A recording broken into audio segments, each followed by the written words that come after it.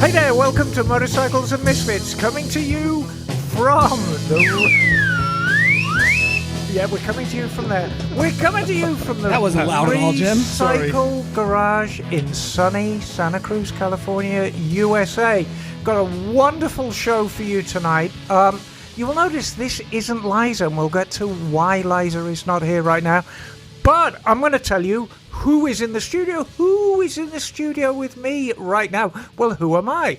I am Emma. Hello, darlings. I'm Emma. Hello. Emma. Sitting on my right, I've got Brian.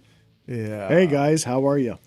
Okay, very good. And to my left, doing a noble job on the mixing desk, Stumpy John. I am rubbing the knobs over here.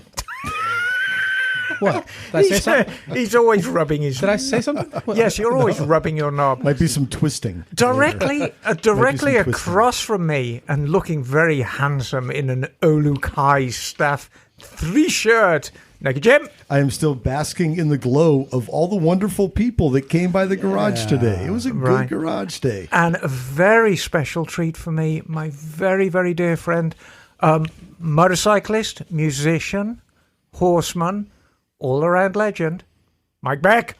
Hey, folks, I feel more like I did than when I first got here.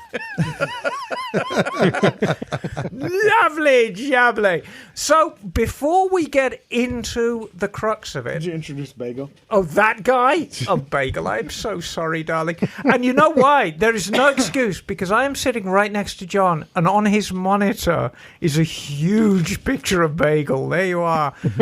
Hello. From your garage in sunny Velveeta? Yes, it is very sunny today. Okay, fantastic. It's okay, Bagel. She pissed me off today, too. I pissed everyone off. Why did I piss you off today, Jim? Well, as I come to find out, as I stroll into the garage on Sundays, as I do occasionally, yes, one of my favorite people on the planet, Mike Beck, is sitting in a chair unbeknownst to me. Well, we thought it'd be a nice surprise for you. Which it was, and I do not take that back. But then you guys went on adventures, not only for bad cheeseburgers, but the Concourse de Limons. Yes. I would like to hear more about that. So, to those that don't know... And you didn't invite me. That's why I'm pinched. It's Car Week in Monterey. So, Monterey is full of classic, exotic, expensive... Concours d'Elegance. It is the car show of the world is happening in Monterey right now. So, it's a complete shit show. There's cars everywhere. And, you know, me and Mike... wanted to get involved. I should expand that. Mike normally lives in Montana. You insist on living in Montana, don't you? Yeah. But you do come back and visit California once in a while and usually stay with me. Yep. Which is your home? Monterey County. Well, you're born and raised here. I was born and raised in Monterey, yeah. Yeah. So it comes back twice a year. So we thought, look, it's Car Week. What are you handing me this for, John? They were over there. Oh, very good. You just got served. Apparently, you'll be heading to county court shortly. This is a restraining order. John's pregnant. You're fucked. So we thought, look, it's Car Week. We should go and visit something. But instead of visiting all the expensive stuff, they've got this marvelous show called the Concours de Lemons. Oh, my God, man. And they are the worst cars. It's the best fun. So Mike told me a little bit. It's at like the county building or something? Yeah. Describe it if you would, because it sounds cool. So basically, it was at Seaside City Hall, which was a big plus because you do not want to go downtown Monterey during Car Week. You just don't. There's cars, people, all the things you normally want to avoid. So Seaside is on, my home side of Monterey. North.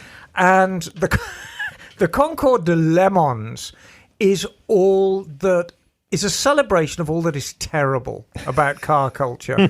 So AMC Pacers, Yugos, nice. Ford Pintos, all the things that are grim and classics. Yes, all the things that are grim and gruesome. The K car, that's gruesome there. Are not only shown but celebrated, and the scabbier the condition, the better. I mean, me and Mike were particularly impressed by the one Toyota station wagon, which was Tercel. How would you describe the condition of that Toyota? The first one I took a picture of. Well, the whole white one. Yes. The roof was like rusted out. It was fucking amazing. It was art. in itself. It had moss growing on it. Yeah, there were plants growing. There was like within. a bunch of pack rats living in the back seat. It was like a B210 or something. What was it? It was a I think funky. it was Toyota. yeah, Sell. No, it was Toyota, like a- not a Nissan It or was like Datsun. a 61 or something. Yeah. It was really old. and it looked like it had wow. been painted by roller. somebody. Well, no, worse than that. I'd say somebody had taken some white house paint and taken off his Whitewash. taken off his flip flops and just pounded the paint on It with worked his out some issues. flip flops 30 years ago. And I heard there was a VW microbus that was actually microed. Yes, and it was about how long was that? Probably about 7 feet long. Yeah, and it was a portable tattoo parlor. Yeah. There So they wasn't took much it room was in like a it. 66 or 7 Yeah, something like VW that. bus. Yeah. And chopped But that it. was one of the better executed cars. Most of them were pretty terrible. And celebrated. There was a giant Lincoln came in with a horse on the roof. A horse, like a horse. I've actually seen that car. Yeah, and Yeah. the car was covered in horse fur, and it was a very bad representation of a horse. And there was a guy riding the horse on the top, had a saddle, and they were honking the horn. And I love the music that was blaring out of it. It was that old classic country song.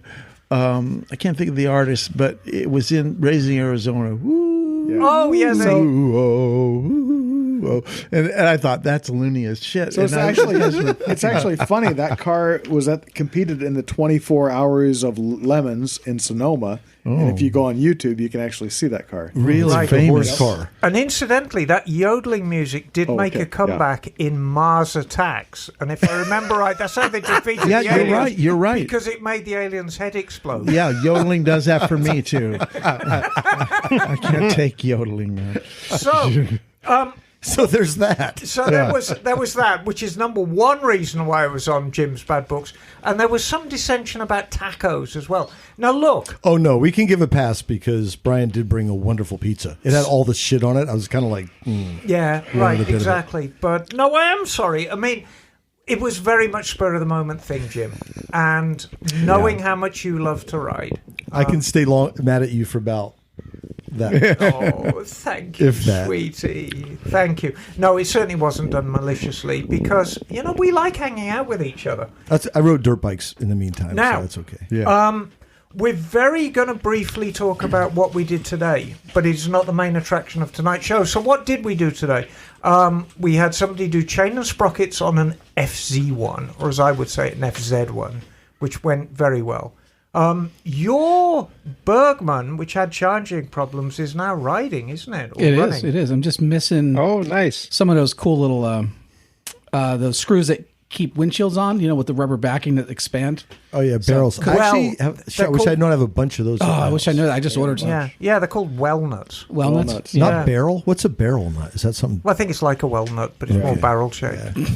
Squirrels like them both. So, but what I really want to talk about, it was a nice day at the garage and the weather, God, is just gorgeous. Yeah, it was a pretty day. But we seem to have unleashed something of a kraken here because a couple of weeks ago, we launched a competition and the prize was a full setup from Insta360. And if you've been living in a cave and you don't know what an Insta360 is, this is a means by which you can record video on your motorcycle. And it's a complete setup.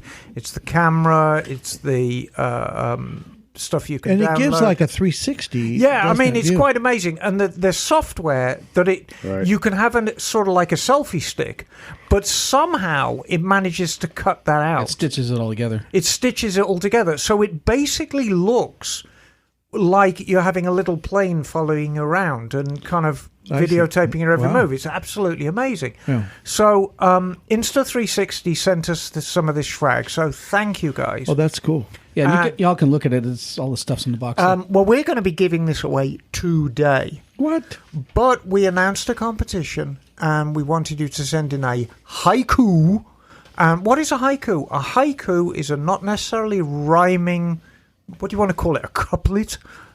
It's a poem. It's a poem of sorts. 5 syllables, 7 syllables, 5 syllables. Doesn't have to rhyme.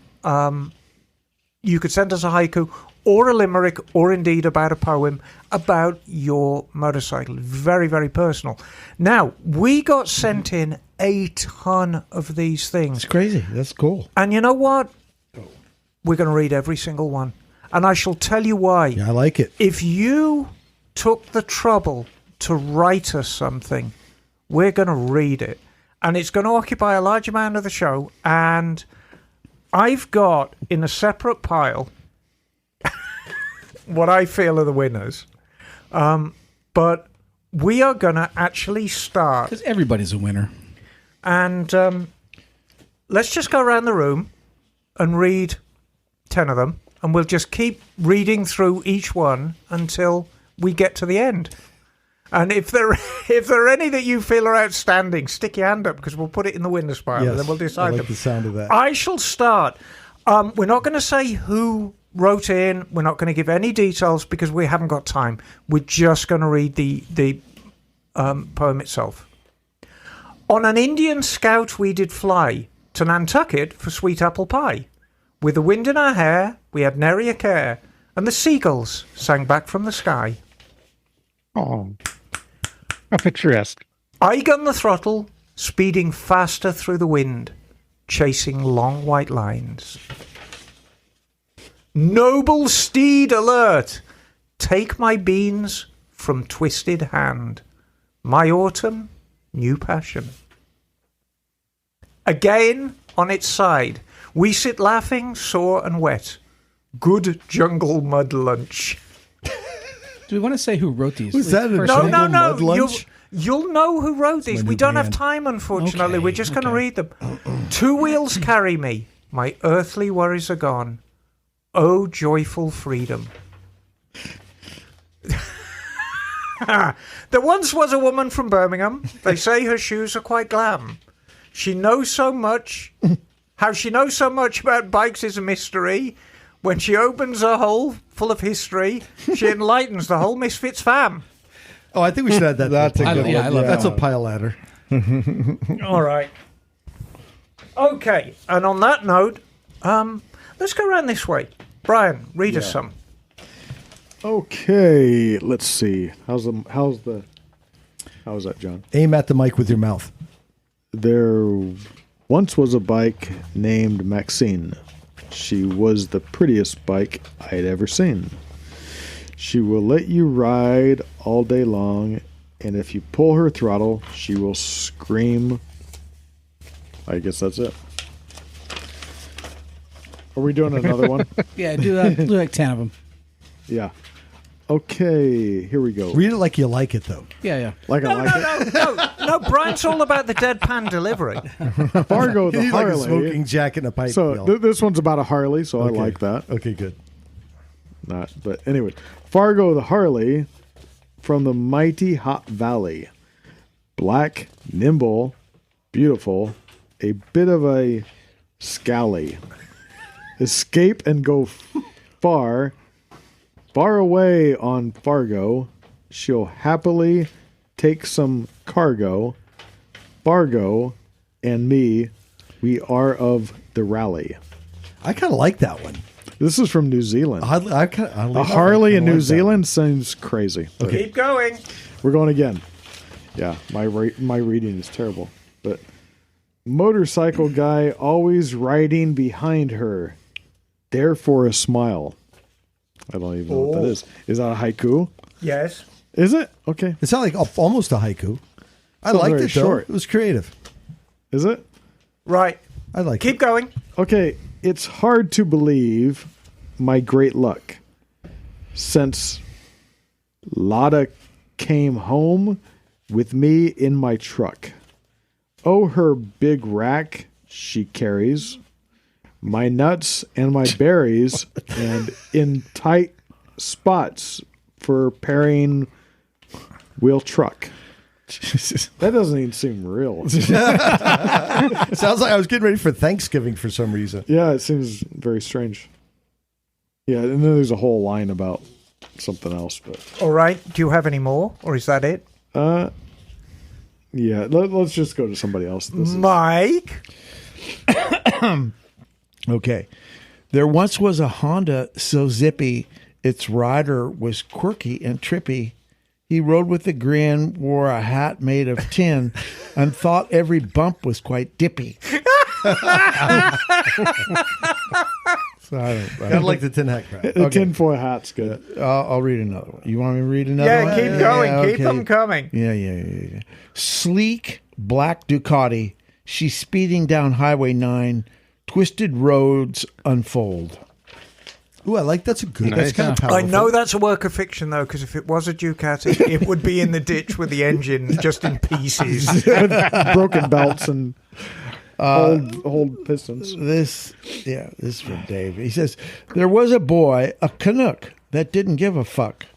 With a camera on his hike, it would fit either bike, and imagine all the sights to be seen.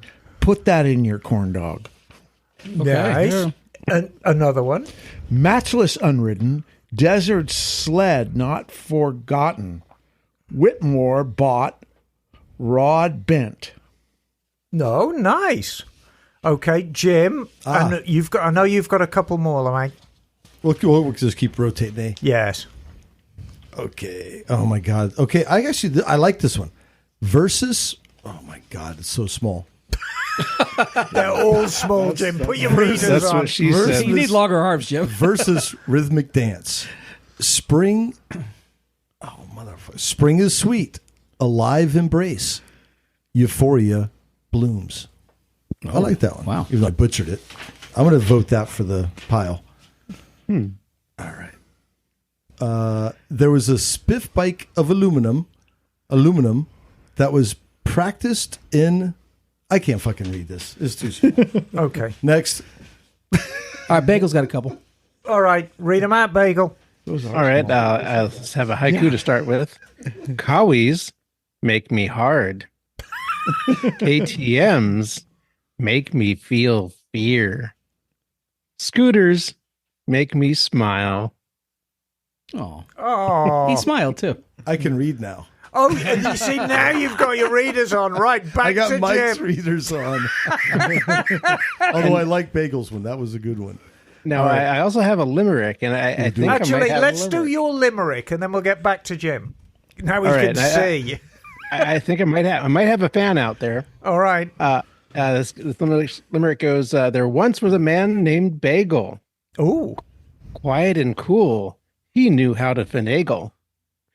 He rode little scooters and rolled into Hooters, causing all of the girls to kegel. Oh, I like Oh, that. kegling. You don't hear that in a poem often. No. Kegling. Not Or kegels. not often. Which one? What is a kegel? It's like a cake fart, I think. It's a certain type of exercise performed by work a out your certain part of the body. It's It's a tank flex. you got to show me that later, Jim. Correct me if I'm wrong. Oh, okay. Very good. So how do you feel about reading now you can see, Jim? Better. Okay. Thank you, Mike. There was a spiff bike of aluminum that was practiced in nudism. Said my friend, so shiny like a bare naked hiney. It'll wow them at the bike shed Londinium. Ooh. Oh, I am here on my hog. Here comes a Honda. Fingers? One up or two down? I think one in the pink and two in the stink. We're reduced already. Right to the gutter. Yeah, it doesn't take long, does it? Okay. G'day, Misfits. 42-year-old Frank from Melbourne dreamed of two wheels, so he got one. DRZ was purchased. Vietnam tour has been researched. August 2025 will be lots of fun. Nice little All right, poem. one yeah. more. Yes. Summer's thrilling gift. Harvest of ripe throttle beans. Infinite moment. John. Ooh. Oh, I I say. nominate. I love a good haiku. That gets nominated. All right. Chuck it in the pile. Chuck it in the good pile. Right, Bagel, do you have any more? That's all I have for now. All right, John, you're up. All right. We once rode our bikes to Kentucky. In the evening, we felt quite lucky. But when the bands had disbanded, well, the cops found us stranded in a ditch that was all too mucky. Oh, nothing like a mucky ditch. Your favorite Swede passed the tests, and his biking skills were now blessed. With a barap and a grin, he sped through the thick and thin, feeling freedom and joy in each quest. I like that too. Nice. Okay. Spring warmth begins now. Harley Davidson Sportster. Ride fast and take chances. Summer stay out. Ride the wind like itself. Keep the rubber down. When winter chills me, motorcycle standing still, deeper depression. There was a Milwaukee motorcycle man that couldn't find himself a fan, dressed like a pirate. None would admire it. It's only a fucking old Harley ran. Okay, here we go. There once was a blue Kawasaki whose rider was Stumpy, not Stocky. The kickstand went tumbling, which caused parking stumbling, so he held up his bike with his cocky. Oh, that's digging for the misfits heart. Oh, that's a big one. That sounds professional grade. On a 69 CB30 so keen, with hard cash and a fart unforeseen, we ride love ablaze, giving it the beans through the haze. I ride cool on my queen. I like that one. That checks a lot of boxes for me. All right, put that in file. Okay, that's going in the pile. How many more? Keep going? Yeah, keep them All right. coming. The wife grows jealous. I ride my mistress daily, a fan of the twins. Yes. Good haiku. Yep. A fan of the twins. To deer in the road, where are the rest of your friends? Look out, I'm riding. I like that.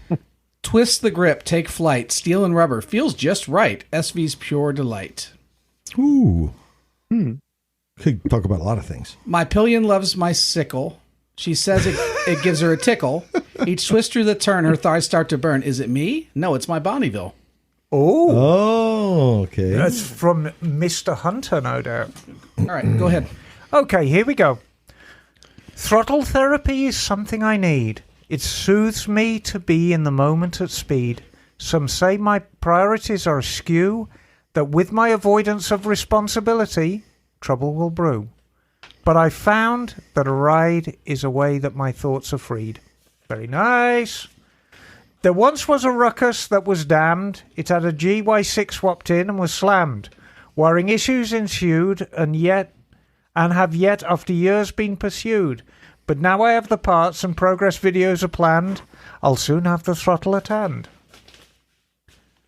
We ride together, freedom always calling us. My motorcycle.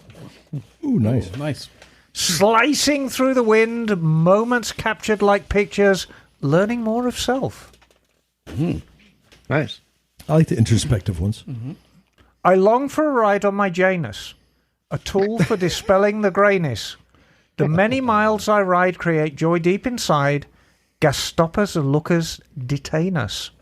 He gets extra points for not rhyming anus with that. I was going to say for not writing penis. Absolutely. So he gets 2 points. A Bonneville T120, sleek as can be. It's a lure, wild and fancy free. With a wink and of room, it banishes gloom.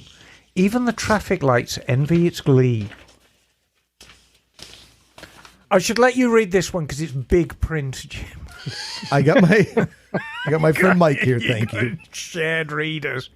There once was a pig born under a star whose hooves were so worn but was still admired.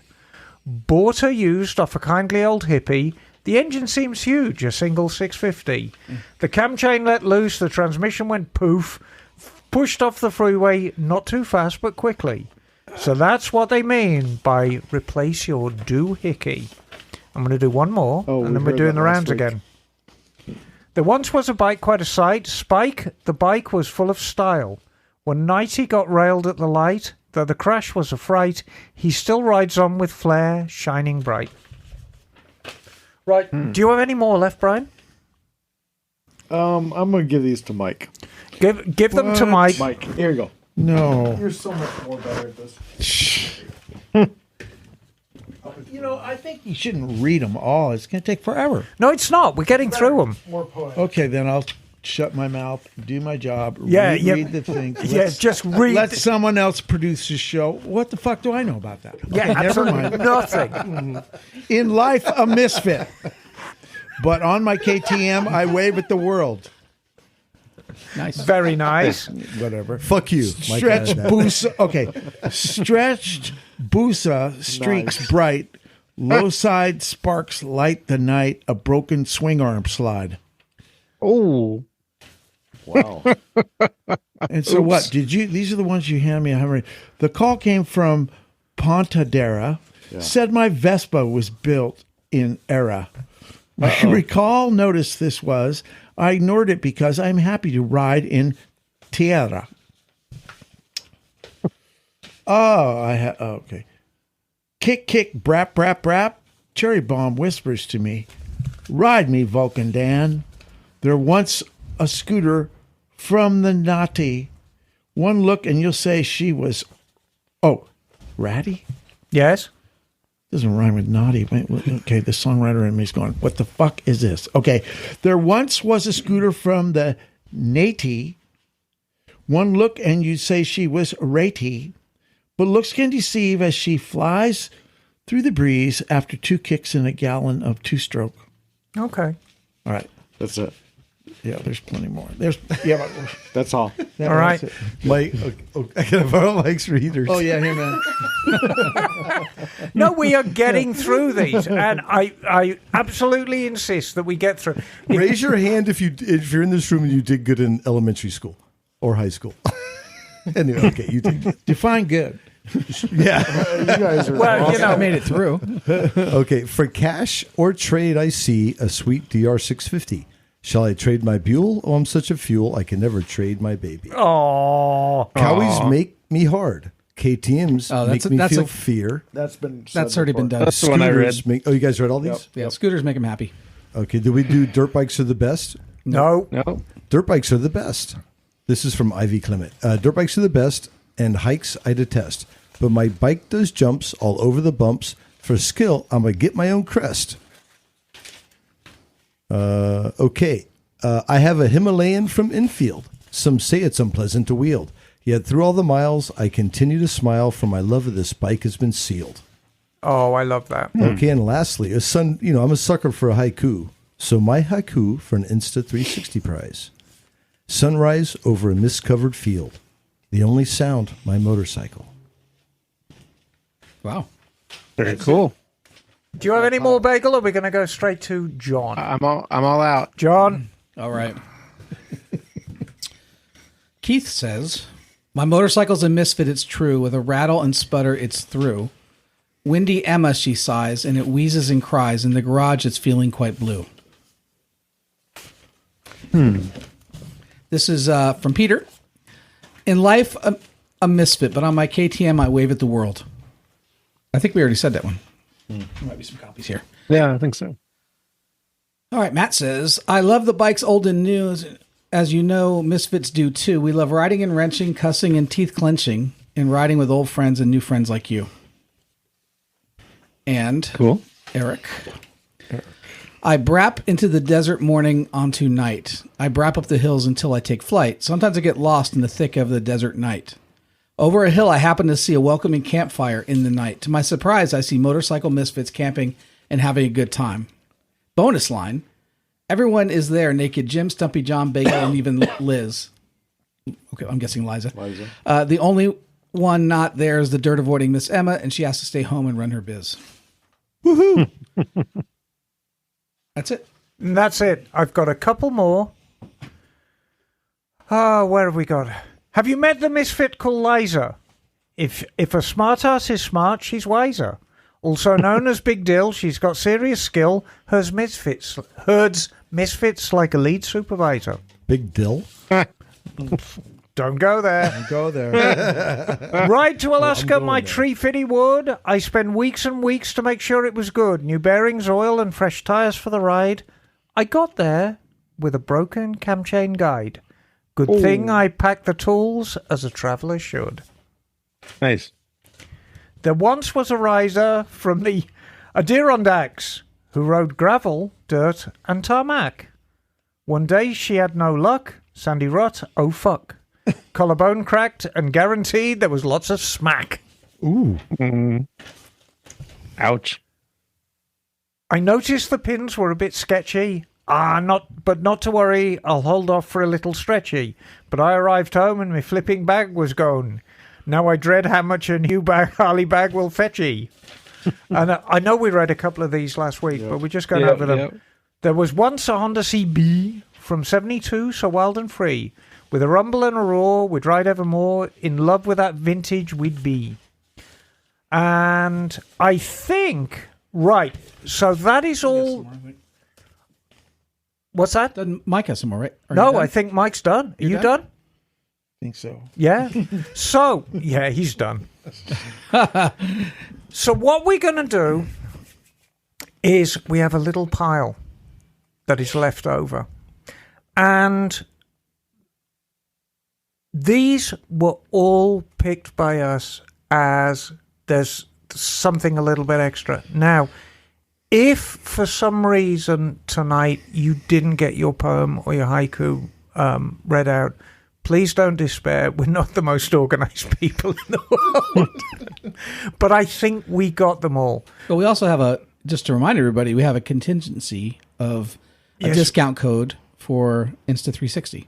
We do. Ooh, Wait a minute. Wasn't there supposed to be some pictures of the neighbor's dog or cat? There were none submitted. Oh, Well, I try to be inclusive, and I said, now look, if you are not creative yeah, enough, Good point. Good point. if you are not creative enough to put together a poem or a haiku, But you grab know a- how to use a Sharpie.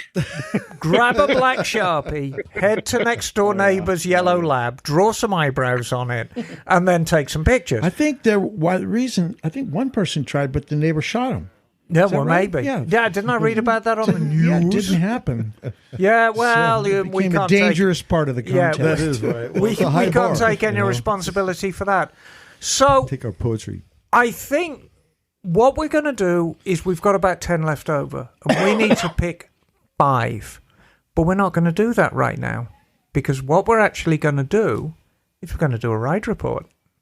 And do you know who's going to do the ride report? I'm thinking Miss Emma. I am. Oh, do tell. Well, as you know, a couple of weeks ago, I just got back from my European adventure. Oh, and yes, this yes, is something that we do every year.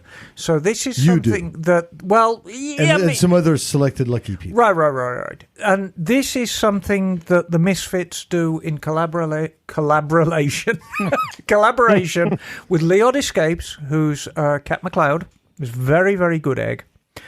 And many, many years ago, Cat came on the show and was talking about these very, very high-end trips he does that you can ride to any country in Europe, do some serious track time, rent these fabulous V4 Ducatis, just top of the line anything.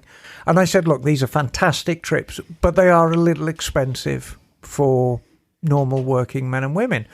And an idea was gelled, and we put together a trip. And my idea for the trip, if you can afford a used motorbike, you can go on one of these trips. And it's an all-inclusive trip. You get hotel, you get breakfast, you get the motorcycle, you get all transfers. The only 2 things it doesn't include, well, actually 3 things. Evening meal, booze, and the flight. Is the fuel taken I care was going of? to say too? gas. Yeah, well, the day-to-day, no, the fuel is, you've got to fuel up your bike. Yeah. Okay. So, but if you're clever, you can do the whole trip, including the flight, for like $4,500 bucks. I mean, it really is the cost of a used bike. And this is a week traveling in the most beautiful part of Europe. The trip starts in Munich, as they always do, with the Dolomites training trip. You did a couple, so this was. Well, we'll deal with the first one, and then we'll deal with the second So one. what's first, the Dolomite? So the Dolomite, it's called the Dolomites Training Tour. And we call it a training tour because it's specifically designed for people who have experience with motorcycling. And you don't need a major amount of experience. I want to make this absolutely clear. You don't need to be the world's greatest rider. You don't even need to be a particularly quick rider, but you need to be competent. So if you're on the younger side of riding, or the beginning side of riding, what bike would you end up renting? Like a Well, I mean, because they're all BMWs, right? they're Which all is cool. BMWs. I mean, you've got the the entry level bike is the F750 GS, the F900R, the F900XR, and the F850 GS. And these are very, very competent twin cylinder bikes.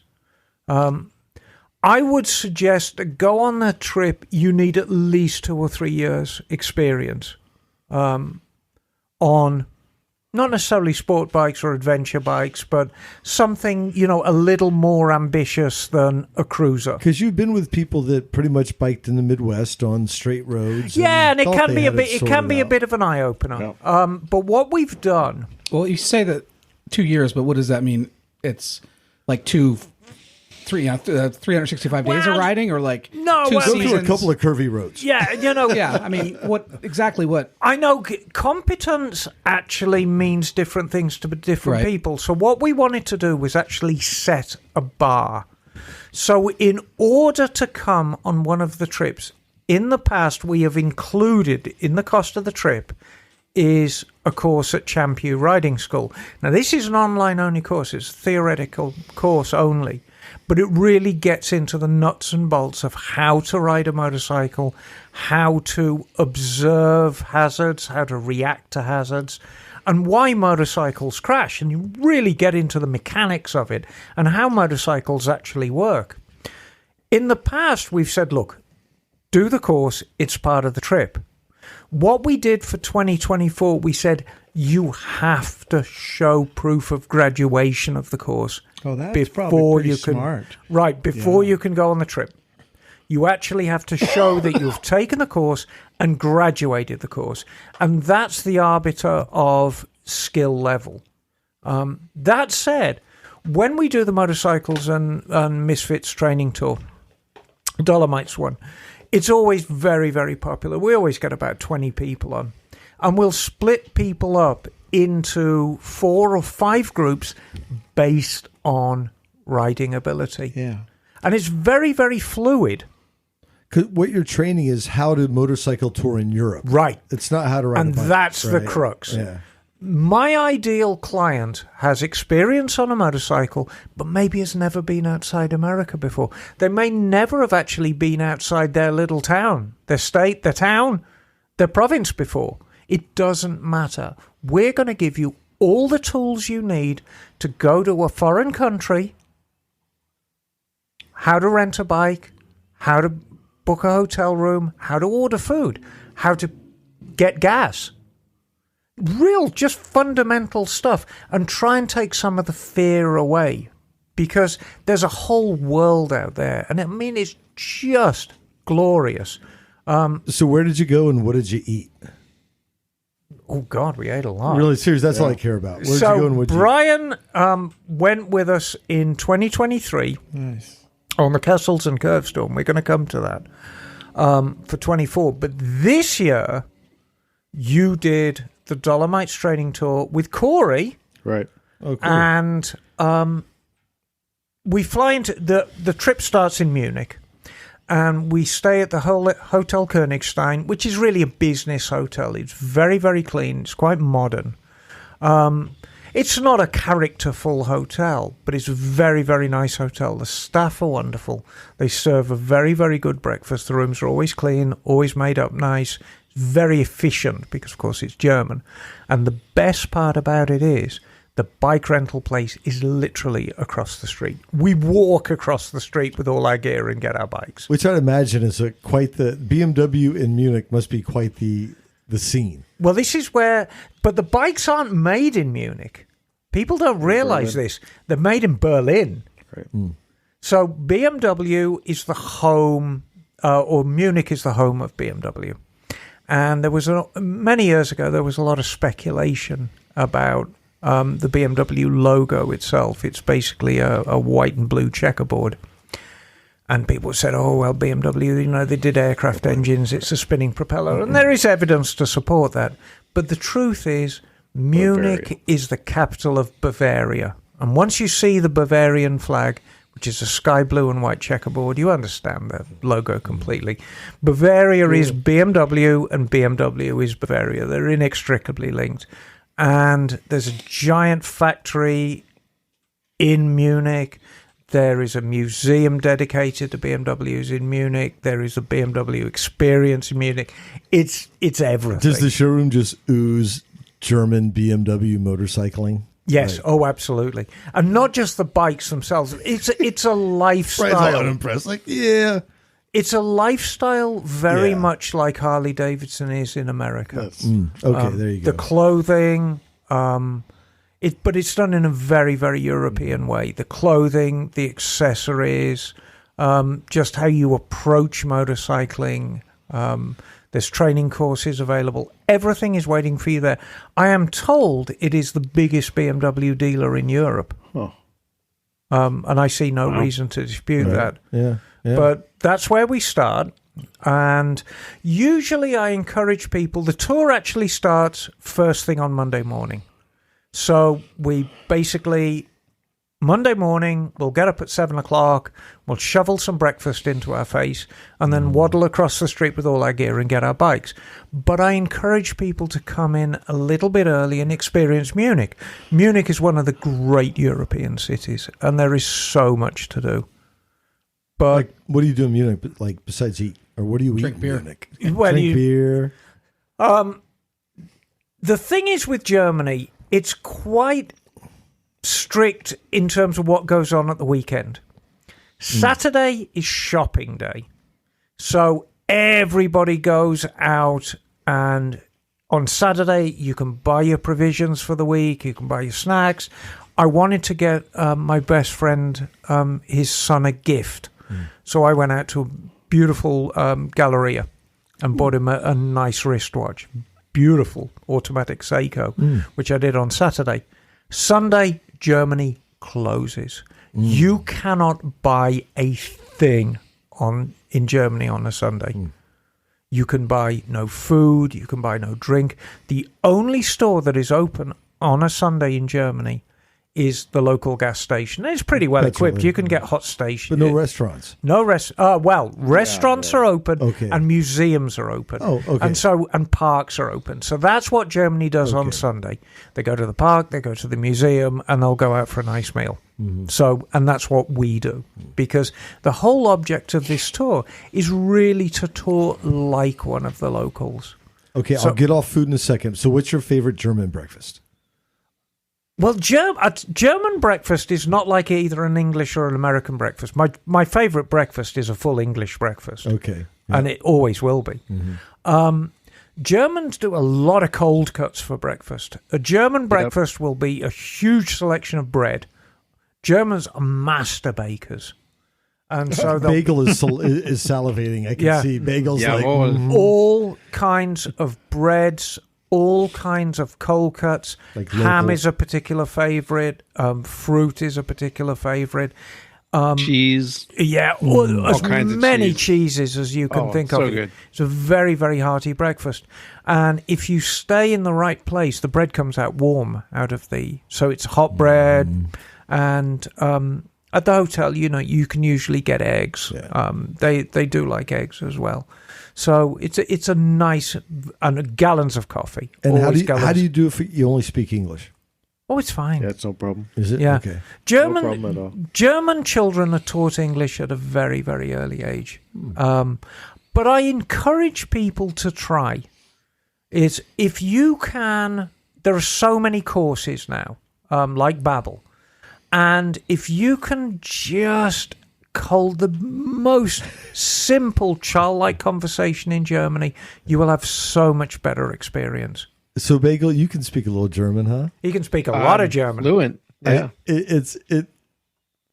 Can we hear some? Because it's such an interesting language. How do you say, I don't know, something helpful in German when you go there?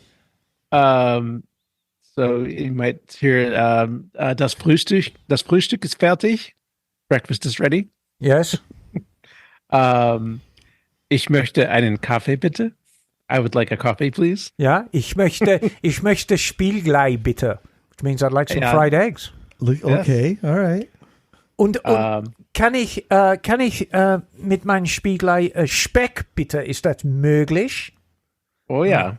Yeah, that means A can little I have a bacon little with your- can I have a little ham and bacon with my fried eggs? Very Is there- descriptive.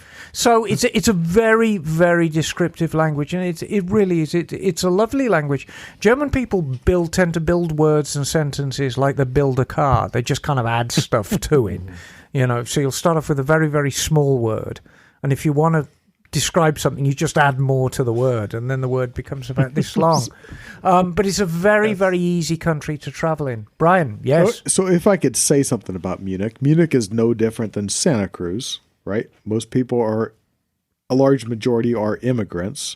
So their native language is what it is, but they also speak English, and then German is their third or fourth language. That is true. So English is very acceptable there when you go to a restaurant or any type of thing. Yep. Right? So it's primarily English, which helps us, right? Yeah. So to me, Munich, I've been there, 2 trips, 4 times. It's like home base for Europe. It's super simple, easy to work. Like Google Maps works great. Everything is really easy. Like it's as simple as you can possibly imagine. To access not only Germany, but the rest of that part of Europe. Huh? Like I would say Munich is easier to navigate than New Orleans, New York City. Wow. Yeah, it's super easy. Well, the difference it makes is... sense. Like everything makes sense. Yes. It's very logical. Because we bombed the Everything's fuck working. out of it in Right. World War II, and they got But- to rebuild but it. the Not so much Oh, Munich. okay. Yeah, but the difference is public transit is very, very reasonably priced. It's very prevalent. I mean, they've got an underground system that goes And it all works over. super well. Everything works well. Everything's on time. The buses are great. The streetcars are great. They call them trams, but we'd call them streetcars. The underground's great.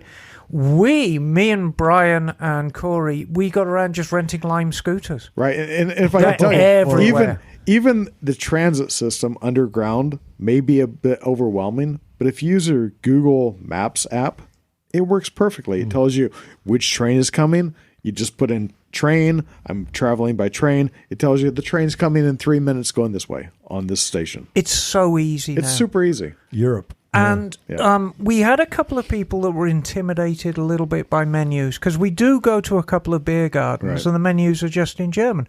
But there is an app on your phone. Google Translate. Google Translate. You hold it over the menu, translates everything to English. Yep. It's amazing. Brilliant. So technology really is our friend. And the thing I want to stress to people, if you're thinking about doing this trip in 2025 and you have no German whatsoever, no Italian whatsoever, just come along, because you were never truly alone. You're always with somebody on this trip, and you're always with somebody very much like-minded who just wants to have a good time like you. And that's what I would say also. This is a train tour, so it's not a guided tour per se. They kind of pair you up with groups of equally, whatever you say you are. If I'm an advanced rider, they put you in an advanced group. Now, don't say you're an advanced rider if you're not very good, because you're going to get left behind, which has happened. But we do have technology, and we do have communications. If you have a problem, you can communicate, and somebody will come help you out, right? So, I mean... So how was the riding? Oh, Yeah. Yeah, I'm ready to hear about it. We're So kind of what, Rick what was Steves your out here. steeds? What did you ride? And So if I could say, like, and I didn't even know this going into it, like why Stelvio Pass was so popular. Jeremy Clarkson and his buddies had supercars. They were looking for the best roads in the world, which was from Switzerland into Stelvio Pass. They said it's the best road in the world. So I rode that. No, it's right. It's the best road in the world. And I don't need to go back ever again. It was awesome. The best road in the world, period. Like, that, check that off the bucket list. That's done. Like, that's how good these roads are. the Why only is it good, though? disadvantage Like, yeah. is everyone knows it's the best road in the world, so it can be quite And crowded. that's why I went there at 7 o'clock in the morning. So Stelvio Yep. Pass is this intoxicating mix of curves, inclines, both up and down, road surface. I don't know what they do to the tarmac in Italy, but it grips. And just the right amount of camber on the roads that you really feel it's a very fulfilling road to ride. I didn't get to ride it last year. I did the year before. And I think that's the advantage of this training tour. You can go off and do your own thing. Because Right. I wanted to have breakfast. I wanted to ride up the face of Stelvio, have breakfast up on top at this restaurant.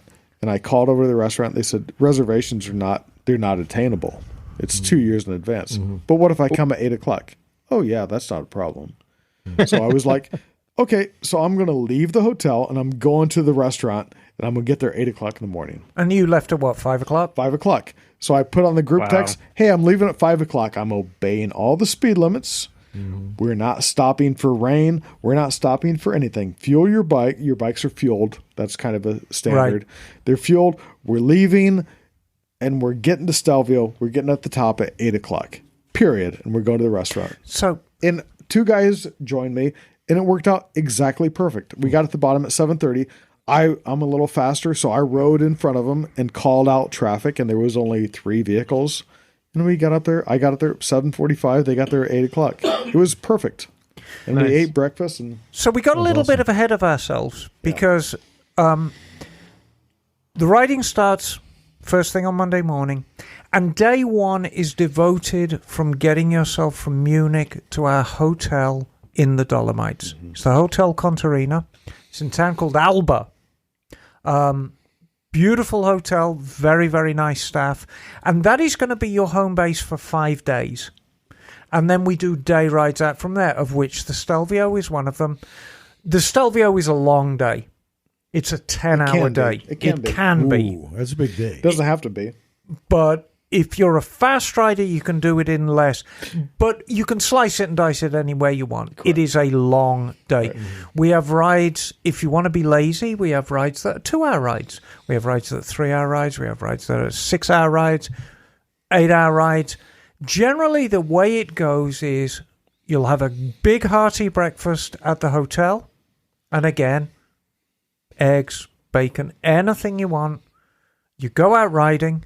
Find somewhere nice for lunch, have some lunch, go out riding, back at the hotel at about 6 o'clock, and you can have a shower, get changed for dinner, walk into town, get a very, very nice dinner, a couple of beers, some wine, early night, and then repeat. But is that in Liechtenstein? No. It's Kanazai. But I think the biggest thing Emma's not talking about is that hotel. You are the center of attraction. You are the star. When you come there, the garage is reserved for you. Right. It's underneath the hotel. So you come there, you get the remote, open the garage door, put your bikes in there, and it's secure for the night. And then in the morning, you go get the remote, open the garage door, get your bikes out. It's super crazy how Cat has set this up to where you're completely reserved. It's geared for you. Right. Right. And very cool. And it's a family owned deal. And it's multiple generations. And the one guy has a place up in the mountains and he takes you out there and provides you a steak. It's amazing. It's an amazing situation there. And that's part of the deal about this trip. Could you do it on your own? Sure. Could you do it as easy? Maybe. Could you do it as cheap? Probably. But will you have the experience? Absolutely not. Right. So if you imagine we've got 5 days of this, of all these different rides through Italy, there's just these glorious roads. And then we ride back. We ride back through one of the highest alpine passes in Austria, in Europe. Visit a world-class motorcycle museum. That's amazing. And that's on the last day. And then we end up back in Munich, early evening. Give the bikes back, and you can fly out that night if you're brave, next day. Or usually people spend another couple of days in Munich. I often do curated tours around one of the local museums for people if they're interested. And it's a nice vacation, and it's not a bank account breaker. How many days total, with a day or so on either side? So 5 plus a couple? 5 plus a couple, 7 days. If you leave on a Friday and come back a week the following Monday, you're going to have a very nice vacation. Yeah, and I will tell you, I'm an advanced rider. I focus mainly on track. This is advanced riding that I don't think you could legally do in America, right? And the roads, there's nothing like it. The Dolomites are spectacular. You'll just never experience that. And the Alps the same way. It's so close. The views, the elevation. Everything about it. There's nothing like it. like The quality of the Is it road just a throw surface. up amount of curves? like if you think about the Sierras, right? Imagine the Sierras, a mountain pass of the Sierras every 100 miles to the coast. It really is like It's that. like that. Like it's you go to a town, you go up over a pass, 10 miles, you're into another town. Up over another pass, 10 miles, you're into another town. And we're talking from 4,000 to 10,000 feet, right? These are quite road. These are big roads, right? They're not the best roads in the world, but the elevation and the scenery and the whole thing, yeah, there's nothing like it. There really isn't. And really, since the 1960s, and really to a certain extent since the 1950s, Italy has been aggressively maintaining these roads, really to be the playground of Europe. And they know that people come from all over the world to ride them, and they maintain them as such. And the thing is, I never seen any law enforcement. I seen some law enforcement between Austria and Germany. They were checking random vehicles for whatever they were checking. That's the only law enforcement I ever seen. But yeah, generally they leave us And the alone. thing is, if you're not being a complete asshole, like nobody cares. Yeah. Like just be cool, bro. Like it's really cool. Like it's really awesome. Ride your ride. So what super differentiates that ride from the Castles and Curves ride? So Castles and Curves is a slightly different ride, and Brian has done both. Right. Castles and Curves, to a certain extent, is a tougher ride because you are always on the move. You spend every night at a different hotel. You're on an F900. What are you riding? Yeah. Actually, I was on a 1300 GS. 1300 GS. Oh, how was that? I didn't even know that. We haven't chatted about that. Yeah, I mean, it's a master. Yes, that's exactly what the I was trying Germans to do a call boat it. sound, but it came out like a cow. Well, that's I'm what the sitting Germans close to call my- it. Mike's like, that's not a cow. The racing cow. Yeah, the Rendscoop, the racing cow. So let me ask you, Emma, when you move from on this one you're just getting ready to talk about, so these bikes come with luggage? Yes. Yep. I see. Okay. So the bikes are complete. Each bike comes Tires, with a handlebars. motorcycle. It Seat. comes with saddlebags, hard saddlebags, Okay. a top case, navigation. Wow. But it's a BMW So navigation. the only extra would be the tank bag. Right, Okay. and usually, we've got a great relationship with the rental company BTS. They'll chuck you in a old tank bag. And if you find that you've got too much luggage to put on a bike, which is a mistake often that couples make, Yeah. they will store it at BTS for free. Okay, cool. They've got a locker. Right. And that's what I would say. Pack for 2 days. Right. And oftentimes, when you're touring on a bike, you'll be doing laundry on the fly. I mean, oftentimes, I'd get into my motel room at night and I'd fill up the sink with my knickers. And I'd be washing out my underwear and then hanging them out of the window of the hotel, much to the amusement of other people staying in it, because you're doing laundry on the go, and it's all for travelling light. More so on the Castles and Curves, because, I mean, at least with the Dolomites, you are in a hotel for Stationary. 5 days, so you can kind of bust everything open, and if necessary, you can go down to downtown Canetsay and do your laundry. So is the Curves a different hotel every night? And Different how many hotel miles every are you doing night. every day, like We 300? Oh, yeah. We did, in a week, we did, Because like I want to say 2,500 kilometers in a week. And that was all Germany, or where? Mostly. Germany, Austria, France. Yeah. is it mostly country kind of roads and Yep. highways? Not Yeah, a lot little bit of everything. We did. There was a couple of times we went through a city, but most of the time. So it's Jim, think about going from here to Salt Lake City. yeah, there you go. Oh, okay. All right. Cool. Very similar to that. Yeah. Okay. Like the Black Forest is like the Sierras, Uh-huh. but there's a lot of flat land, Uh-huh. Yep. right? So it's a lot like that. Probably a few less people. But what you do is No, I wouldn't say so. I wouldn't say so much. we always try and give you a slightly better experience than just being on freeways. So oftentimes we're going through little country roads, and you're going for it. I mean, you're doing 120 kilometers an hour on a little country road, but then you come into a little village. So in the UK, it's miles per hour, but in the rest of Europe, it's kilometers? Kilometers. And you Kilometers and liters. Yeah, you mentally do a calculation. Yeah. It's very, very easy calculation to make. Yeah, and another thing, there's a Garmin GPS. You can switch that to whatever you're comfortable with.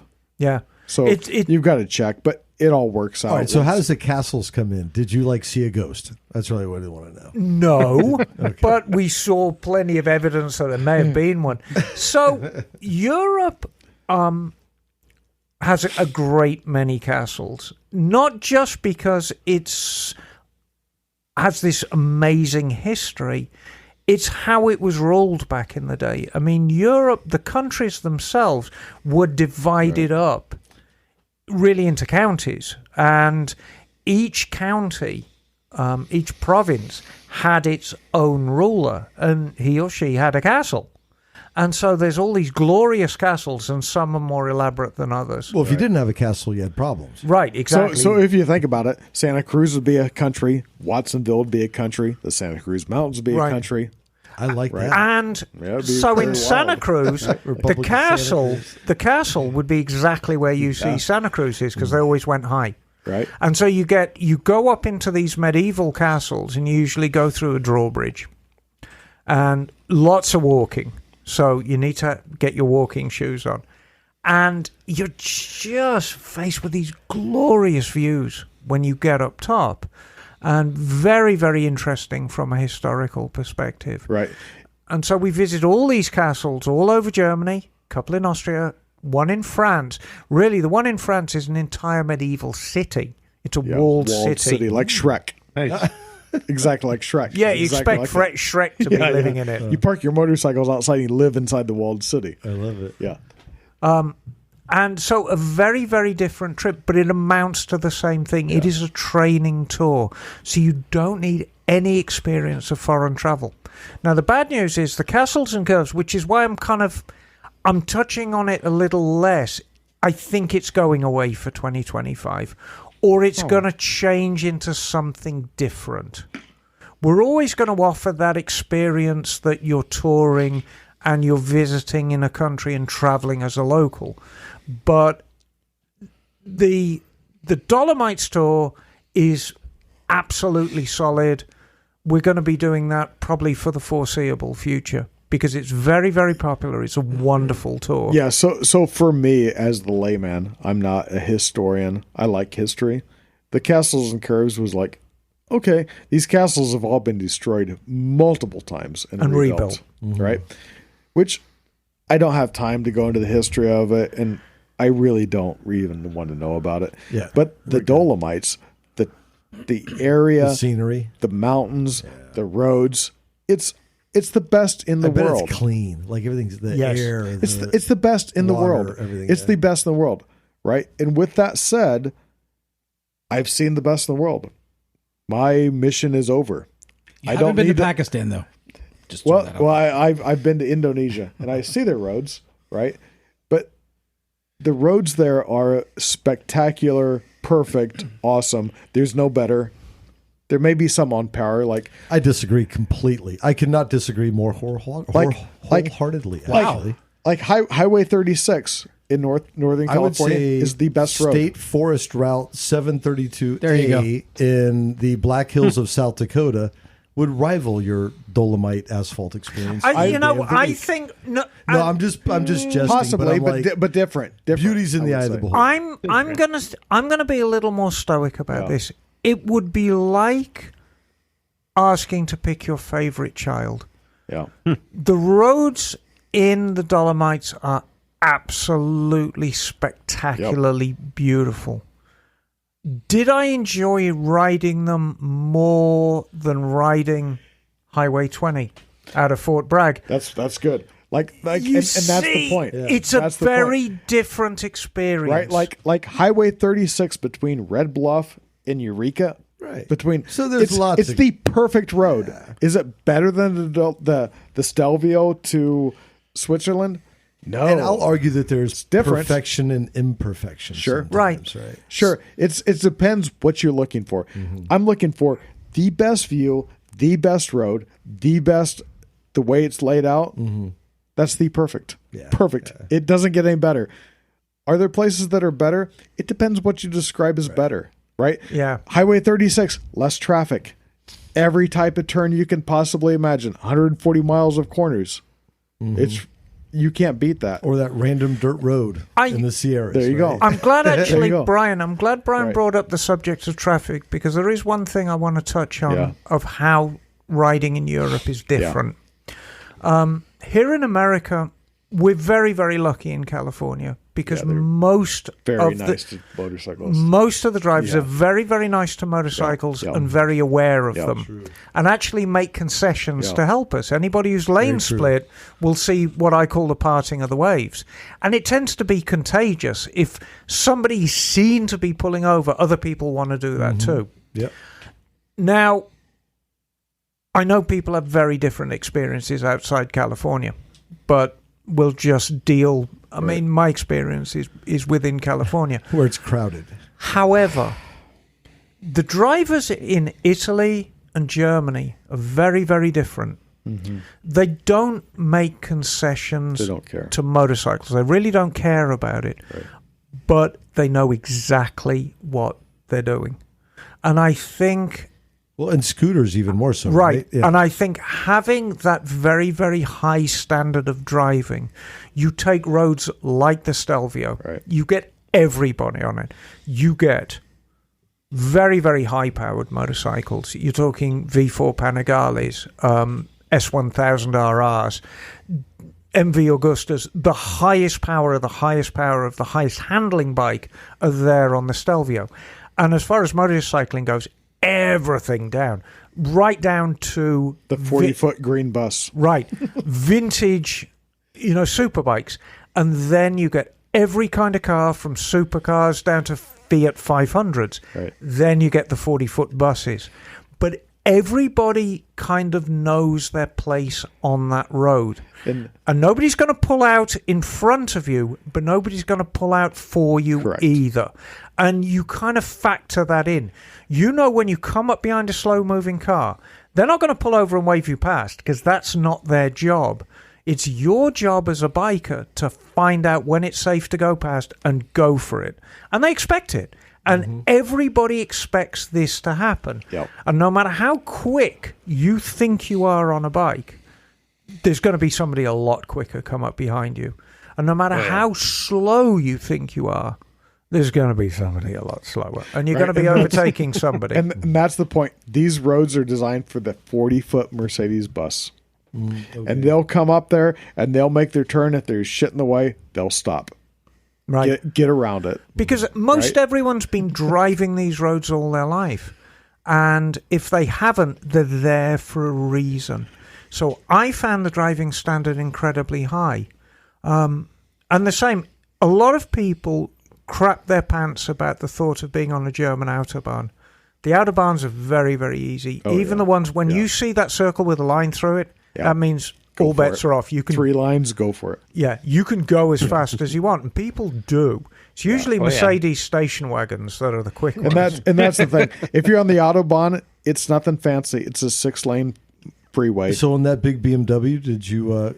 I hate to say, give it the beans. we but did. But that's not near the fastest vehicle over there. I'm sure no. it'll be a Mercedes no. fucking station wagon. Oh or yeah, something. going I mean, 190 miles there's- per hour. Right. Oh, there's I'm going just to be a curious if you did open Lamborghini it up. cruising down there somewhere Yeah, too. but the mistake that people make, and I'm not going to say the mistake the Americans make, you cannot lollygag in the left-hand lane.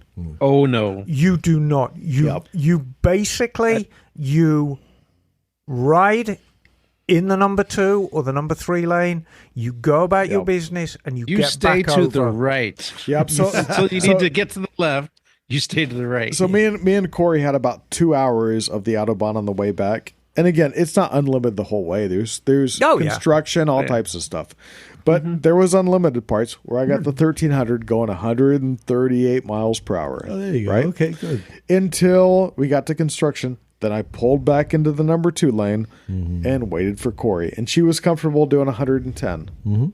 Which is fast for California standards. But for German Autobahn standards, that's slow. Yeah. That's number 2 lane for you. Right. Like you don't go to the number 1 lane going 100 miles an hour. No way. Yeah, you're Porsche food at that point. Yep, you stay over there to the right with all And the other so slugs. as long as you understand the rules, and the thing is, we're there, me and Kat and Keith, if he's doing instruction again, we're there to tell you the rules. Yeah, we're and going to that's- make sure that you don't fall on your ass. A lot of ways, we like to run this tour like we run the Misfits. I'm not necessarily going to do everything for you. You're going to do it yourself, but I'm going to make sure that you don't fall on your face. What if I ask for ketchup at the restaurant? Oh, yeah, they'd fight you. Not a problem. On a pizza? Not a problem. If you ask an Italian for pizza on a my cake, sausage and pineapple on my pizza. yeah, no, I'm not sure how they'd probably But kill you. that's another thing about this tour is having Keith there, the COO of Yamaha Champ School. Because he will take off his shoe and fight with me. Yes. The guy will ride behind everybody in the group and give them pointers. Right. To take a Yamaha Champ School, it's $3,500. This guy's doing it for free. Right. And this And is you can talk to him every night. Buy him a bottle of wine, and he'll tell you everything in the world. About very, it, very right? nice guy. It's And at awesome. some stage in the next few weeks, I'm going to actually get him on the show because Awesome. he's got something to teach all of us. And that guy, if I can give a promotion to him, he is simply, outside of Emma, the nicest person I've ever met in the motorcycling industry. That guy is the coolest guy I ever heard of. And when he was on the thing, the promotion, I was like, I don't know. I follow Yamaha Champ School. I don't know him.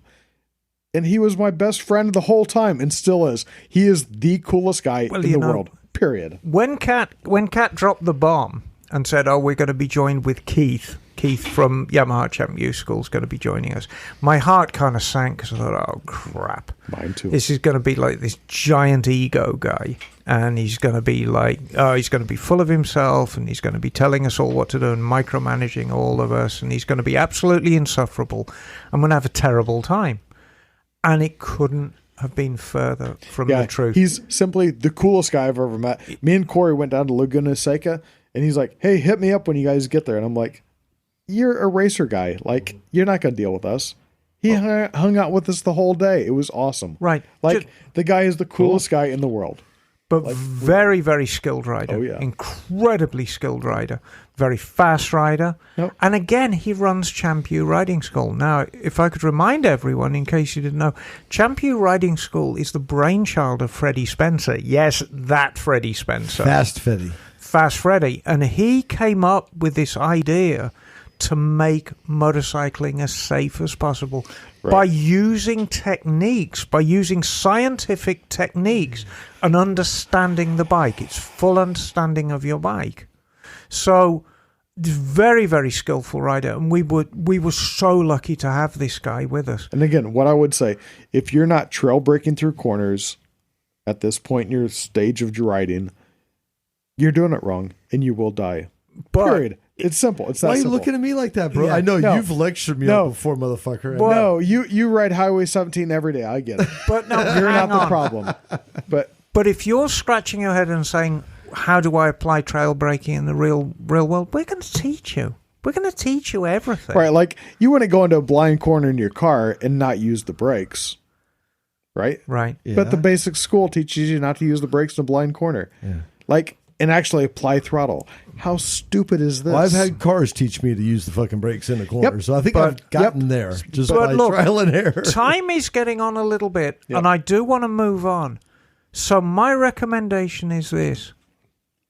If you're sitting on the fence, if you're not sure, and I know I've said this before and I'm going to repeat it again, sign up for either the Dolomites training tour or whatever Castles and Curves like touring tour we put together for 2025. And I will personally guarantee you will have the time of your life. And what I will say about the Dolomites It's a bucket list. Do it. It's worth doing, huh? Do it. Like, I'm never going to go back there. It is the simply... Oh, don't say that. I think you'll be signing up for 25. But maybe. But it's simply It's the Alps, right? I have other places to go. No, it's the Dolomites. It's different than the Alps. Oh, okay. It's the best riding in the world. Period. Hands down. Done. No discussion. Cool. Like, and there's a video also on YouTube, her 2 wheels. She did basically the same tour. It took 13 days to do it. And you can watch hers and watch ours and make your determination. Yeah, I was going to offer Plan C, which is different than Plan B, Mike. Okay. I say, what? Which is just fucking go do it on your own. Just fly over to Europe. You find a place because I've done it. Right? And my point is, you can absolutely do it. Yeah, but you won't have the same people you have at the hotel every night. Oh no, you won't. And you won't do group rides with other people every day. Oh no, I rode Jim by hates myself group every rides, day. so- It was fucking great. So that is the added bonus, and that hotel is worth the extra value. Yeah, it's awesome. That hotel Cat's got is just do it. Perfect. Just say yes. It Just say doesn't- yes, Emma. But that hotel doesn't get any Just better. say yes. It's the Just best. say yes. So I want to give a shout out again to Insta360. Yeah, what a cool thing they did. Man, it's so great having all this awesome gear. I mean, these cameras. I've always been a GoPro person. Yes. I've got multiple GoPros. Right. Then I got an Insta360. So it's a whole different world. And The the whole- software. The great thing about it, the software that's on your phone is awesome. Is it really? Have you had a chance to check it out a little bit? Yeah. Dude, that's I might need to get one of these. right. Because GoPro, I mean, we It's really we all cool. want to love GoPro so much, but fuck the. Yeah, I that's- think the the editing's- Apple stuff's a little better. That's but absolutely the problem. on Windows, it just blows. Like Corey wants to be a video logger, right? A vlogger. And I'm Okay. like, yeah, I've edited that shit. I put my race videos up just raw, and it's terrible. And then you look at the views, and it's 5 people have watched it. Like, why did I waste my time for this? Right? Yeah. With that, the video's already edited. Yeah. And you can put it right on YouTube. Yeah. It's already edited Yeah, for you. the software is right? great. And I mentioned it before. So that's the great thing about it. Mentioned it before, but we do have, for those who don't win, we're going to, I think we're doing 5, right? We're doing 5. Oh, we're down to the okay. So we're getting into it now. But if you don't win, don't worry. There's a affiliate. There's a Misfits link you can do, and get a free 64 gigabyte memory card. So that's better than a poking the eye with a sharp Yeah, stick, that's right cool. there. It's worth some dough. So if you want to buy the X or the Ace, you can type in Misfits and get a free memory card. So that's worth doing. Right on. Very cool. Nice. All right, Emma, you have that Cheshire grin on your face. And I was actually going to point out, I had a friend. I thought you passed gas. I had a friend who had a very, Glad you very didn't. large German Shepherd dog who had aspirations of being a logger. Log. Because he'd lay these giant logs in the back. I wasn't sure. Okay, where was the gutter? Yeah. There it is. And there it is. We're All talking right. about poop. I had aspirations to be a pipe fitter. Pipe fitter, huh? And And How's that working out for Play you? some pipe. That's it. That dream has not fulfilled itself.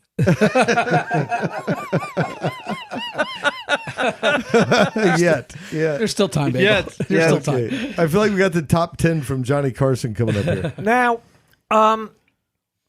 these. So hold on. How are we going to do this? I think I've figured it out, All but I want the you Kegel to one, I want isn't you it? to read that one. Mike, I want you to read that one, just the handwritten part. And would you pass that to Jim? Okay. Out. See it. I'm sparing you, Brian. Oh, are you out of here? Yeah, I'm out here. Okay. Brian's got to Great seeing you, bounce. man. All right, bye. See you guys. Thanks Safe for travels, man. thanks for sitting in, Brian. Bye, darling. Cheers. All right. So it's coming down to So this. so we're coming down to the wire, and we're going to do a little bit of crunching. Mike, read yours. Riding in the West Texas heat, wind roasting my hands and my feet. When the sweat from my back meets the sweat in my crack, then I know my ride is complete. That is yes, Jim. Who sent us that? That's got to be a Ike. guy named Anthony Walden. All right, Anthony. All right. Good job, Anthony. Okay, Jim. All right, I got one coming from Jonathan Wohler. It might be. Okay, sorry, John, I can't see very well. There once was a woman called Emma from ye old Birmingham. She rode her favorite steed, Rufus, as she were on the lamb. Full of chicken vindaloo, she raced home to poo and drank gin while diddling a cam. Oh, I definitely like that one because it's about me. Yes. And John. Right. This is from Zachary Sturman. On the asphalt where the engines ignite, she grips tight, craving the bite. With each turn and each bend, she rides till the end, chasing thrills deep into the night. That is very good, isn't That it? is very That good, gets yes. a snap in a circle. Now- you can't see it. But I think I've got the winner and the second here. So what we're going to do now is we're going to fight over the runner-up I like prizes. that. Yes. All right? Can we use chairs? Okay, how about this one? I have a small bike built in Tokyo. When I bought it, they said I was loco. But I know it's gold. It'll never be sold because it's great on the street or the dirt, yo. Okay. Okay. Cute. This one... this one is quite timely. Potato, potato. Toe, potato, potato. Had to lay her down. No doubt due to some clippings. God bless, brother. And that is from... From Numbnuts. Numbnuts Matt. No, that's from Matthew Schuller. Nice job, Matthew. Nuts. This one is... Come see us, Numbnuts. This one I think is going to be moving up. Okay. Mine's a reliable Duke. My friends say it's a fluke. The coolant may boil. It maybe burns oil. I love it enough to puke. Okay. So, I think as good as the Ode to the 650 and Potato are, I think Duke 390. I think we should have a read off because I like the one that John read. Yeah, I think mine's the best. So let's you and Mike read a poem. I don't have any. I had one she handed me. So you got the one about Texas. Yes. Read it again. Riding in the West Texas heat, wind roasting my hands and my feet. When the sweat from my back meets the sweat in my crack, then I know my ride is complete. Oh, that's a runner-up, isn't it? Mm-hmm. Okay, John. good one. Okay. By the way, they put $20 in here for you, Emma. Yeah, I noticed that. That's why we're reading it. On the asphalt where the engines ignite, she grips tight, craving the bite. With each turn and each bend, she rides till the end, chasing thrills deep into the night. There's the second. I think it's the best, but Mine's a reliable Duke. My friends say it's a fluke. The coolant may boil. It maybe burns oil. I love it enough to puke. There's our three runners-up. Just the fact there's puke in it. Yeah, 1, 2, 3. So there's our three runners-up. Mine is from Chris Moynihan. Mike, whose is yours from? This is a runner-up. Yep. Anthony Walden. Very good, Anthony. Yours is from? Zachary Sturman. There's our three. Okay, how we going to vote? Or are we going to fight? No, I That think was it. That was that's it. it. There's our three. So the winner is... Well, I'm going to read you two, and both of these are worthy of winning. We've got to decide which is the winner and which is the runner-up. Now, the truth is that the prizes are equally all good. awesome. I mean, they're all friggin' awesome. Oh, because we're giving away a bunch of shit. That's right. But I think, unless all of you fight me, I think these two are definitely the winner. Okay, just to Which remind two? everybody, so the winner is going to get the 360 camera, lens cover, large memory card, handlebar mount. The second place is going to get the Ace Pro camera with accessories, and the third runner-ups will get water bottles. You get a steak knife. So, Okay, I would like to, because I'm willing to fight over the one that John read, so I'm willing to fist fight. I suggest would Mike, as the actual songwriter and poet in the room, right. maybe should be our final judge. Okay, so I'm going to read two that I No, really... that's not a good idea. I'm going to read two that I really feel are worthy of of the prize, and I think everyone here will agree. Our first one is from Brian Britton. I can't even read this without laughing. Did not read talk specs. Righty tighty, now Lucy. Goddamn piece of shit. That's a good haiku. Yeah, it's Okay. a good haiku. Now, Yeah, I like that this one. one, strictly speaking, is not a haiku. But you know what? I don't give a Who gives a fuck? And this is from Megan Freibush. And I'm going to read you a little bit of a backstory of this.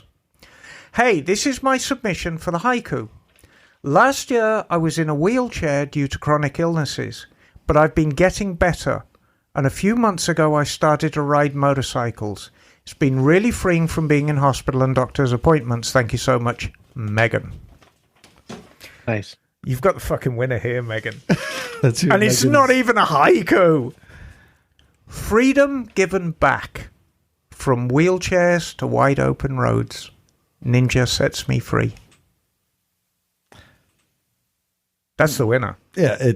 That's a good one. Yeah, So- that's the winner. What do you think, Mr. Songwriter? Don't involve me. All right. So, Honestly, I think that your take on it is way more advanced than me. Yeah. really? Yeah, because this has nothing to do with writing songs. Okay. Yeah. True. These are not songs; they're poems. Well, they're poems. But It's got. So let's talk about this. We've got 5 submissions. I've got 2 that I think. James, where's yours? Oh, it's over here somewhere. Can you get it from? Oh, the one about Miss Emma? Yeah. As amusing as that one is, and I love it because it's about me. You want my glasses? No, I think I got it here. Okay.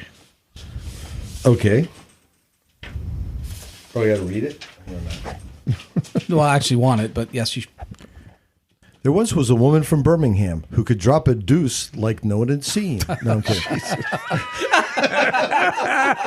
Yeah, They called her a fiend. I did it for my log. There once was a woman called Emma from Yule, Birmingham. She rode her favorite steed, Rufus, as if shorn the lamb. Full of chicken vindaloos, she raced him to poo and drink gin while diddling a cam.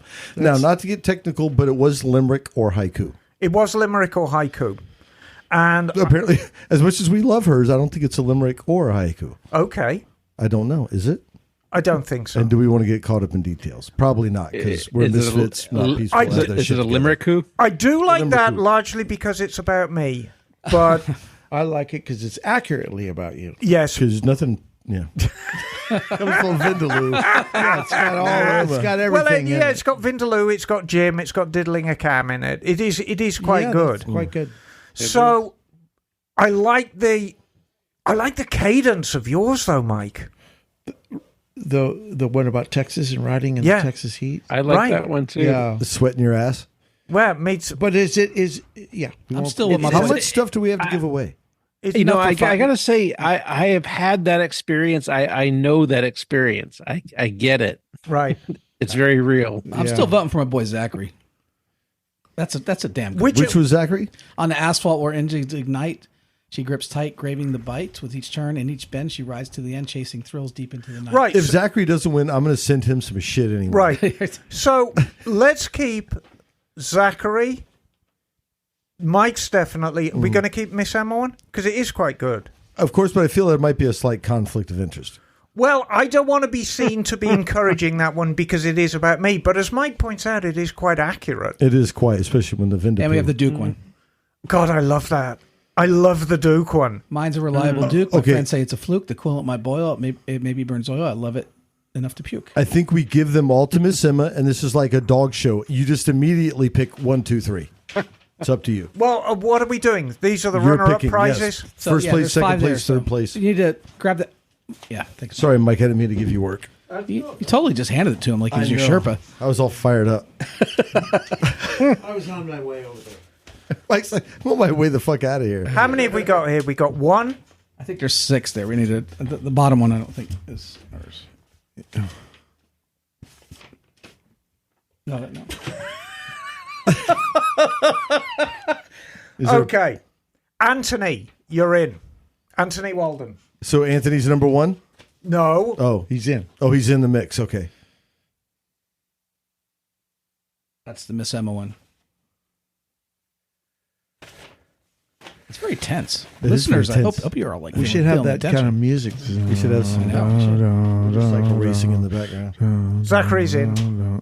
I will say, if no one watched it this weekend, American Flat Track Racing was happening. In Sturgis. It was in Sturgis. It was bitchin'. They had the singles, the twins. My favorite was adventure bike racing. Right. So they had a TT track in downtown Sturgis, and they raced adventure bikes. It's a trippy track. It was Wow. like 3/4 asphalt. Yeah, and then they just trucked in some dirt. Yep. And made All right. it jump. Chris Moynihan, you're in. Okay. So these are definite winners. 1 and 2 is what really matters. Megan's going to win. Megan's going to win a prize. Megan's either going to win first or second. Yes. So what we've got to do is Megan is winning. Megan's first. Megan's first. Brian Britton's second, and then we got 1, 2, 3. So 1, 2, Chris Moynihan, Zachary, and Anthony. Ooh, so those are the winners. There's our winners. Congratulations. And largely because I'm going to send Jonathan some stuff as well. Ooh, you're a winner. That's how we celebrate. You may Yes. already be a May. winner. You may already be a winner. And Jonathan, I'm going to send you something because this is a great poem about me. A deuce? It'll likely be a Polaroid, so open it by yourself. Just put Emma's special prize. Ooh, whoa. Will it be a signed photo of you in bed with the Yamaha? Yeah, I think so. Actually, I still have got some of those 8x10 glasses. And some knickers that were washed in a Bavarian hotel room. I wasn't wearing any knickers that day. Ha ha! Joke's on you. But really, I wanted to thank everybody fun. for submitting. Yeah, that was really cool. So you guys are awesome. What's rad is this is, I think, just the beginning, because now we're going to ship out cameras to people, and they are cool, and they can make videos and send them back. Right, and that's what I'm hoping. Right? Yeah. And see where they live and So- how they ride and what they're up to. To the people who are getting the cameras, all I ask, we're sending you a lot of free shit, and we didn't pay for it. But that doesn't mean that we're sending it you just for free. Please make some... Oh, excuse me. You got the vapors over there. Yeah, no, it's that pizza. Make some videos and send us some videos. Yeah. Especially if you ride a scooter in the woods. Right, exactly. That'd be a good one. But thank you. Every single person who really sent cool. us a poem It was fun to read. or a haiku or a limerick, thank you. It was genuinely touching.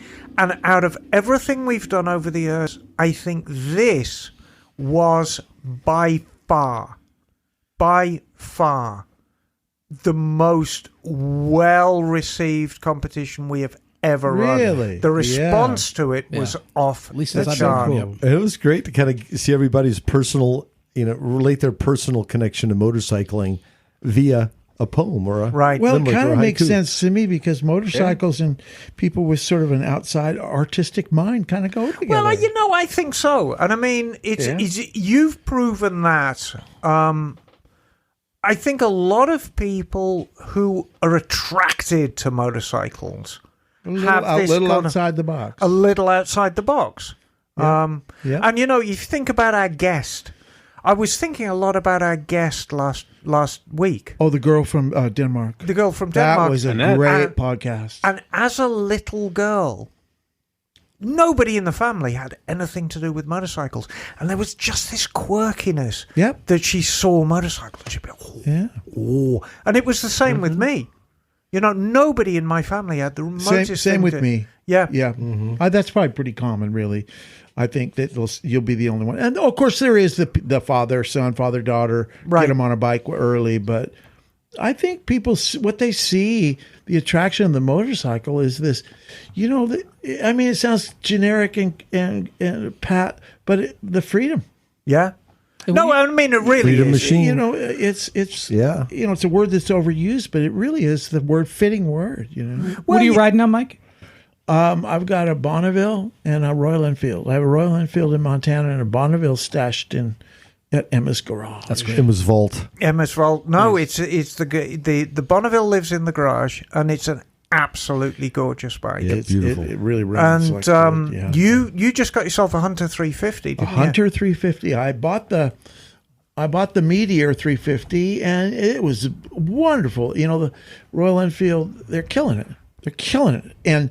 But it was more of a cruiser type, and I didn't like the riding position. And the Hunter is quite different than the others. It's with the 17-inch wheels and a shorter wheelbase, 17 on the front and back. And they've moved the foot pegs back, haven't they? Yeah, it's like a classic riding seat. It's like a small Triumph Speed Twin. You know, it's what it looks like. Right. And it's a blast. And it gets 80. I'm not kidding. It gets fucking 84 miles to the gallon. And it's as simple as anything. It's like an international harvester. It's one cylinder, two valves, and there you go. Yeah. And it's the first bike I ever bought new.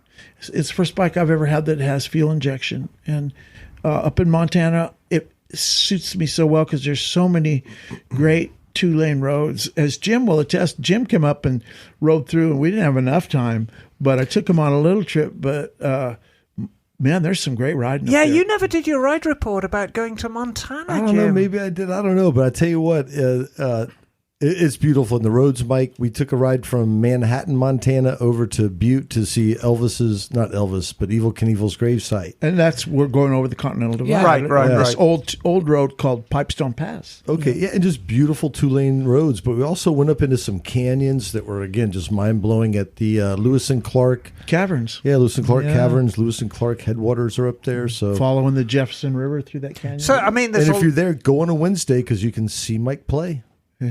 yes. So Well, so let's say that. So where can people find your music if they want to? Oh, let me see. Where would I find So it? I found it on Apple. It's on Amazon all the has streaming it. services, yeah, and it's on YouTube, Spotify, everything. So look up Mike Beck and the. Bohemian Saints, and there's stuff there with my band. There's stuff there just me, Yep. that I've done. But it's and there was a Mike Beck that was a rapper, but then people will go what? But looking for me, but like all rappers, he got killed, shot and killed. Right. So that well, was. unfortunately, it goes with the lifestyle. It's like bluegrass. It can But- happen. And Mike, Mike is our misfit troubadour. So Troubadour everyone for should sure. log in and Renaissance check his man. music out for sure. Well, Thank you. many years ago, you actually recorded a song, and we were giving it away as part of our Misfit packages. right. You did a lovely song, an ode to Bonneville called 650. Oh, it was used as a gift. Yeah, no, we were giving them away as gifts in our little care nice. packages. Oh, And that nice. was a Oh. good many years ago when you first wrote the song. Yeah. But my advice is if you want to find out about Mike's music, just dip into the Bohemian Saints stuff, and that serves as a good portal. Are we playing a Mike Beck song right now? Little Mike Beck, about a 650. You may have to jump forward. Yeah. There he is. Well, go check it out, everybody. Yeah, go check it out. Yeah, we don't need to play it off. So- the phone. Anyway, I can listen to Mike all night. Bagel, you have an email? I do. This Read is us an email- that email. an Bagel. email from it's probably a Eric. haiku. Not This an was a man haiku. from Nantucket. It's an email from Eric, who writes, new to me, 2007 Piaggio BV500. Oh, Beverly. Oh, yes. And he says, this is an email for Bagel. I have officially joined the scooter club. Yay. I added a 2007 Piaggio BV500 to my garage. The scooter has been sitting for about 2 years. The scooter has approximately 15,000 miles. I don't have much information about the previous maintenance history. Based on what I know about the owner, please assume it has seen limited maintenance. I've seen bikes like this before, yes. I've owned bikes like this. The question for Bagel is, besides changing out all the fluids, coolant, brake flush, and oil change, what other maintenance would you recommend? Any specific issues you know about the BV500 that I should be aware of? In addition, any resources you could recommend for a newbie scooter owner? Well, I I've have got found those. I have found scooterwest.com. However, wondering if there are other resources that you would recommend for purchasing parts and supplies that are scooter centric. Thanks for your insight, Eric. I'm going to jump in here. And actually, right. I've changed my answer because we actually got a letter of complaint. Oh, my. Oh, Because I was mean really? to Bagel. So Oh, my. the previous Emma would have said, the known issues with your BV 500 is it's a death trap. It's a complete death trap. And if you want resources to help deal with scooters, just visit your local loony asylum. And you'll find plenty of people there who'll give you advice on them. But the new Emma's not going to say that. And what the new Emma is going to say is, you made a fine choice with your BV 500, a fine Italian thoroughbred machine. And Yes. you will find many resources of knowledgeable enthusiasts who take their scooters very, very seriously, who will help you with it. Because that's who I am now, Bagel. The new Oh, wow. kinder towards Bagel Emma. Oh, thank you, Emma. No, I really took that to heart because, I think it was somebody's girlfriend. Yeah, after they held your eyelids open with toothpicks. Well, she complained quite rightly that I was being... And she's like, why is Emma so mean to Bagel? And I thought, gosh, I am being mean to him. And it's not his fault he chose to ride a scooter. So, Well, it is, but yes. well, no, I know it's a choice. I know it's a choice, Bagel. But nevertheless, no, I'm going to try and be nicer to you. I appreciate that, Emma. In the back end of 2024 and going through 25, I think you're going to see a new, improved attitude towards, the scooter populace from Emma. Wonderful. I welcome it with open arms. But, the Beverly 350, and I don't think we're allowed to call it the Beverly in America. It's known as the BV. Right, yeah. That's a big wheel scooter, isn't it? What's that, 14-inch wheels, 16-inch wheels? 15, I think, at least. Oh, it's split the difference. It's quite a big thing. Yeah. But this is the BV 500 that he's talking about, the big one, The big thing. which is a lot of fun. How fast will this BV go? I believe it'll top 100 miles an hour. Good I think, if I'm not Lord. mistaken. If I might be wrong, I don't remember, but I've only ridden one once, and it was quite a handful. But Right. it will get up and go. It is no slouch. One resource that I would definitely recommend for the BV500 is modernvespa.com. It is kind of a Vespa-centric site, but there is a lot of information about Piaggio scooters on there too. And I know there are lots of historic posts about BV500. So any questions you have probably already been posted Right. on there. Nice. So That's that's there's a lot And of good information. if I could jump in, if you don't know anything about the maintenance history, oil and filter with a quality oil, Motul 300V will do you nicely. Yeah, and O-rings if they're called for. Yes, O-rings. Valve clearances, please. New sparkling plug, new air filter element, and of course, belts, rollers, and pucks. Yep. And also, don't forget about the gear oil as well. Oh, yes. This bike now, how many miles was it? 15,000. 15,000. I'm going to be willing to bet that the gear oil might have been changed once, if it's lucky.